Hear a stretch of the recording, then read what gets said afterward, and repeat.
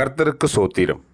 இன்றைய வேதவசனம் ஏசாயா 54 அதிகாரம் 10 மலைகள் விலகினாலும் பர்வதங்கள் நிலை பெயர்ந்தாலும் என் கிருபை உன்னை விட்டு விலகாமலும் என் சமாதானத்தின் உடன்படிக்கை நிலை பெயராமலும் இருக்கும் என்று உன்மேல் மனதுருகிற கர்த்தர் சொல்லுகிறார். ஆமென். ஏசாயா 54:10.